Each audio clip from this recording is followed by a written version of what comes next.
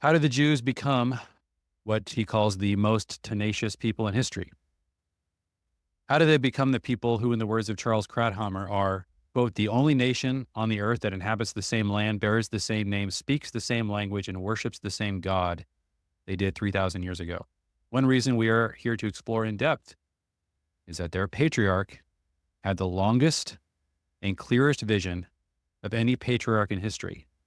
Their patriarch gave rise to more patriarchs, and their patriarchal vision stacked until you have a family that, despite every effort to stop them, will continue to be fruitful, multiply, fill, subdue, and rule until the end of time. That is Abraham's legacy. So, how do we do this? Here's your tool for this chapter: casting a vision for your descendants. In recent times, business thought leaders have rediscovered the power of vision. Some have even suggested that the title CEO should be rebranded as the Chief Explainer Officer.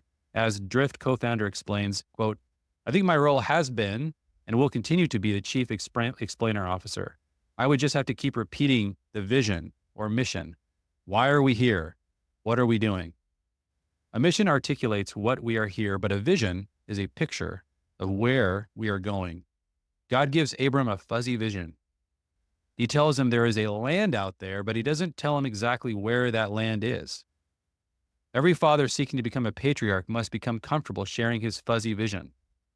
Writing a fuzzy vision is actually pretty easy. Take out a piece of paper, put a date at the top. This date could be 5 years, 50 years, 500 years into the future, you pick. Then you try and write a full page about what you see, about your family on that date. Remember, vision is literally seeing something, and every father sees something in the future. The farther away, the more fuzzy the vision is more likely to be until it's so blurry you can't make out any details. 25 years ago, I saw myself working on assets alongside my adult children.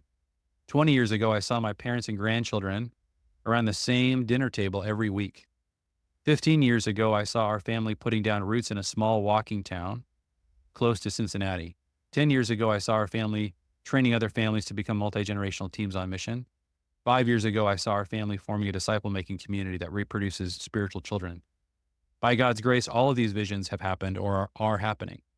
Sometimes we have to let visions go. That's okay.